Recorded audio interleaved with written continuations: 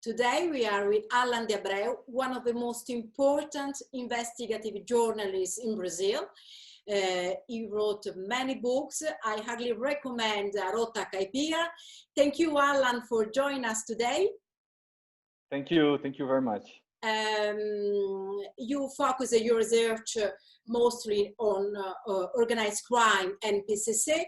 PCC, o primeiro comando da capital, is the largest criminal organization here in Brazil, with more than 20,000 members, 6,000 of whom in prison.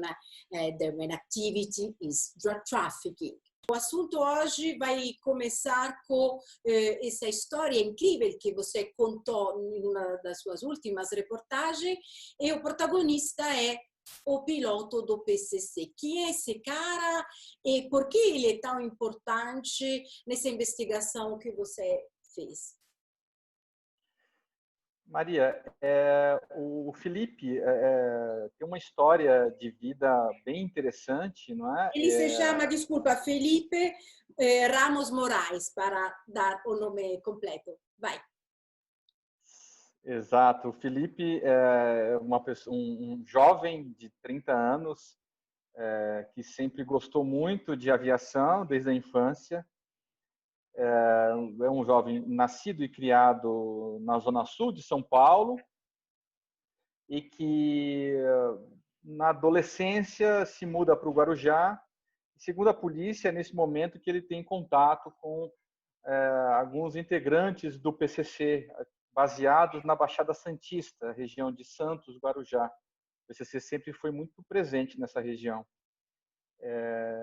E a Polícia Federal acredita que é nesse momento que ele é cooptado de alguma maneira pela facção e passa a transportar drogas a mando do PCC. Esse transporte sempre ocorre de helicópteros. O Felipe é um piloto de helicópteros, né?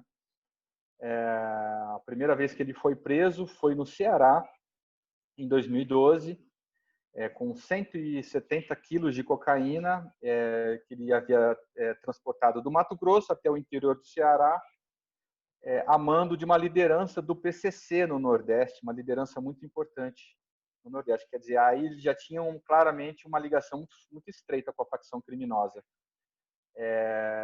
Então, essa foi a primeira prisão e depois ele continuou no negócio? Exato. Ele é liberado logo em sequência, ele passa a responder a essa ação penal em liberdade e continua com uma empresa de táxi aéreo, fazendo voos panorâmicos em várias cidades brasileiras. Esse é o negócio legal dele. E, paralelamente a isso, continua com o seu trabalho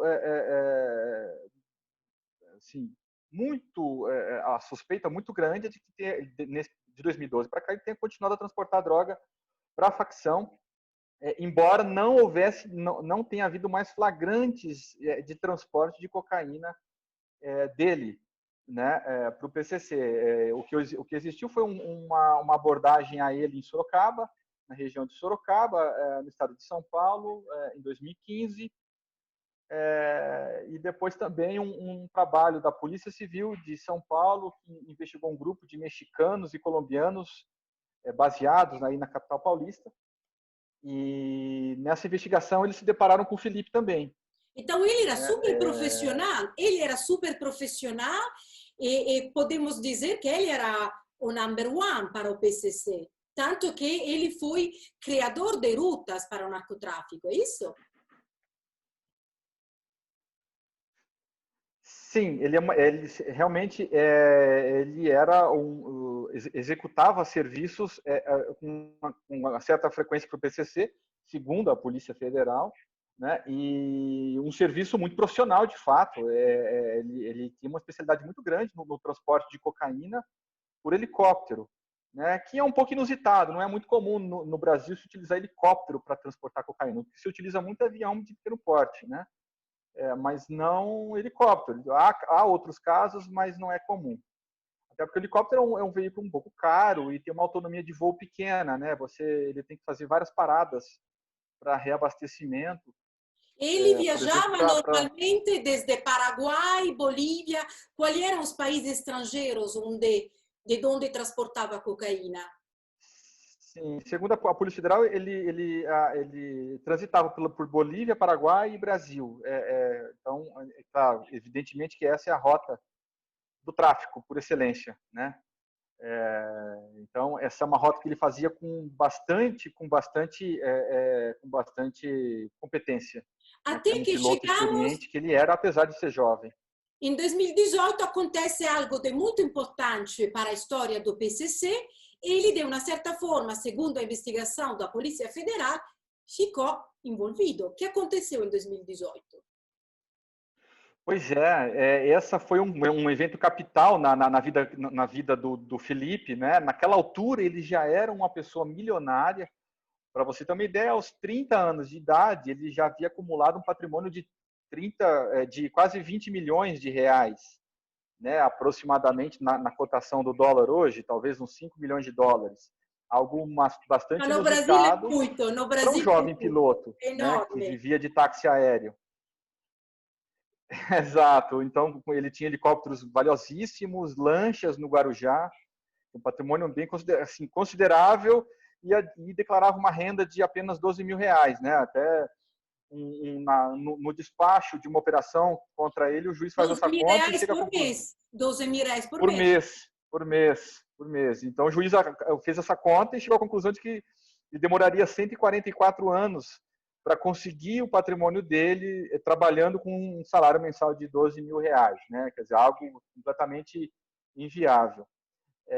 Então, naquela altura da vida dele, a gente está falando de fevereiro de 2018, o Felipe ele é chamado por um amigo dele do Guarujá, que é o Wagner, apelidado de Cabelo Duro, um integrante do PCC muito importante na Baixada Santista.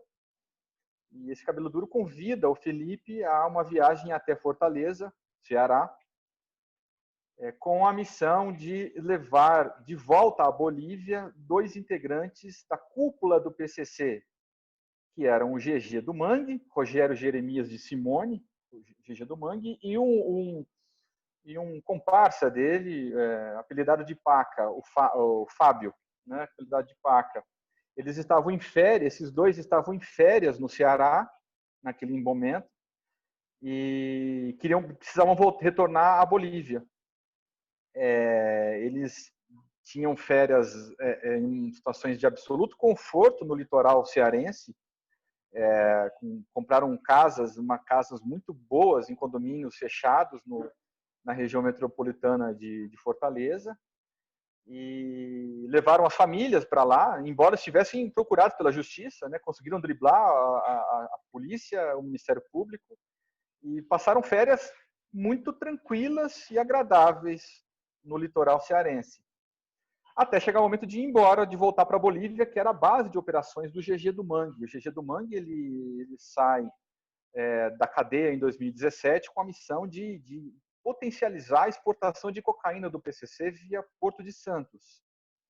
E para isso ele se associa ao Gilberto Aparecido dos Santos, conhecido como Fuminho, um amigo de infância do Marcola, a principal liderança do PCC.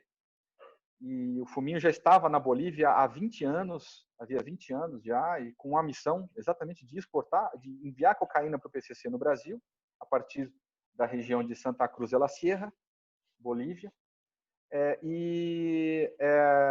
Eles, então, o Cabelo Duro e o Felipe e alguns outros integrantes do PCC vão até o Ceará com a missão de levá-los de volta de helicóptero à Bolívia.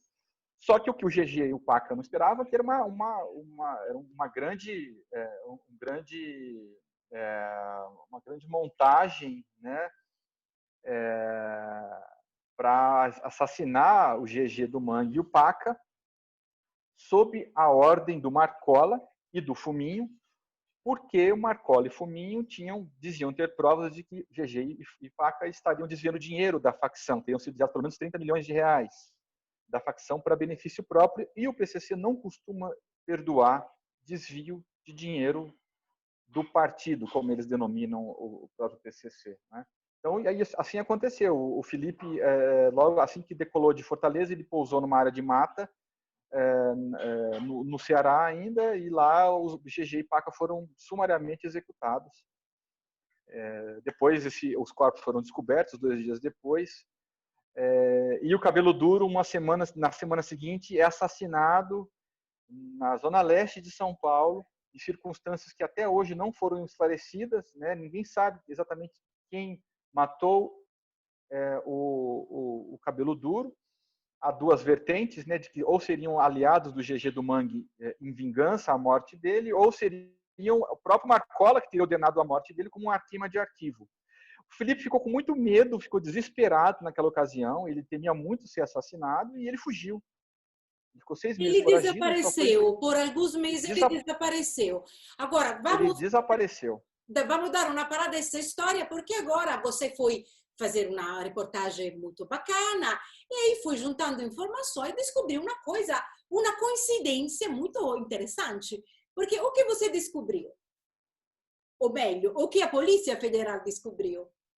Pois um pouco antes do assassinato do GG, a gente está falando em fim de 2017, a Polícia Federal no estado de Mato Grosso do Sul, que é um estado rota da droga, né, que vem para o Brasil, que vem para São Paulo, ela estava investigando também o Felipe em uma investigação paralela envolvendo alguns traficantes da região de fronteira com o Paraguai. E investigando o Felipe, o patrimônio do Felipe, as movimentações financeiras do Felipe, a Polícia Federal e o Ministério Público Federal descobriram que o Felipe, naquela altura, a gente está falando em 2017, pelo menos, início de 2018, o Felipe morava no edifício Solares, no Guarujá, que vem a ser o mesmo edifício do famoso triplex do ex-presidente Lula, né, que a OAS, a construtora OAS, teria dado de presente, entre aspas, para o ex-presidente Lula. Então, era o mesmo prédio. O Lula ficaria na cobertura, no caso, e o Felipe um apartamento um pouco abaixo, se eu não me engano, no quarto andar. Era o 41, se não me apartamento falha a memória. 43A. 43A. 43A, exato. Agora, esse apartamento Exatamente. foi mencionado na denúncia da Procuradoria-Geral de Curitiba. Porque qual era a acusação? A Lava Jato afirma que esse apartamento era da mulher do Vacari, embora estivesse no nome dessa secretária, dessa funcionária da OAS. O ex-tesoureiro do PT, João Vacari Neto, também foi um alvo da Lava Jato, foi preso na Operação Lava Jato por corrupção, lavagem de dinheiro. Esse era um apartamento simbólico porque já tinha entrado na investigação da Lava Jato. Agora, a gente não sabe quando o Felipe entrou nesse apartamento, não sabemos exatamente quando. O que se soube é que ele deu um dinheiro para entrar nesse apartamento.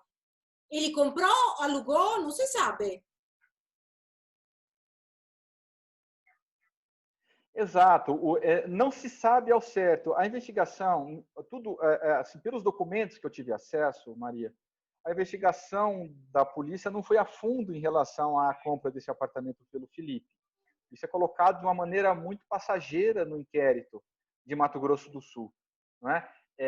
O que se coloca lá é que o Felipe morava nesse endereço, nesse apartamento, mas ele não colocou o apartamento no nome dele. Felipe dá esse dinheiro novamente para essa mulher. Para essa mulher. Que é uma funcionária da OAS. Exato. E o Felipe faz essa transferência de dinheiro para ela, por aquele tempo, né, em 2017. É muito pouco dinheiro, é um dinheiro pequeno, exato, que evidentemente não paga o apartamento por inteiro, né? Aí o Ministério Público Federal e a Polícia Federal supõem, e aí é bom deixar claro que é uma suposição, que o Felipe possa ter pago o restante em dinheiro vivo, já que ele costumava trabalhar muito com dinheiro em espécie. Havia muita movimentação de recursos do Felipe com dinheiro em espécie, claro, porque muito do dinheiro que ele movimentava, supõe-se, era de origem ilegal. Né? Agora, esse episódio é um episódio simbólico que mostra o poder do PCC no Brasil e no mundo, porque depois dessa emboscada onde morreram o Paca e o GG do Mangue, o Funinho fugiu para a África. Fugiu, mas ao mesmo tempo ele criou uma base lá na África do Sul. E tal significa exato, que tinha uma operação para fora do PCC para se tornar algo de maior, de uma organização criminal exato. nacional. É isso? Então, isso, e também isso abre pergunta sobre as conexões entre o poder e o narcotráfico, porque é muita coincidência, não, nesse apartamento. Claro, pois realmente é um ponto que precisa ser melhor investigado pelas autoridades brasileiras, eu penso, né? Claro que é temerário você fazer qualquer ligação Claro, entre o mas é uma PCC e coincidência que a polícia colocou e a procuradoria que a também. polícia coloca e exato, é uma coincidência assim, né? O Guarujá, para quem não conhece, é uma cidade relativamente grande, né? Não é muito grande, mas é um pouco grande, quer dizer.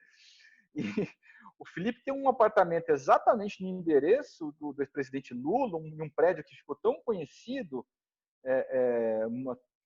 mundialmente por conta da Lava Jato e da corrupção que se estabeleceu no governo do Lula.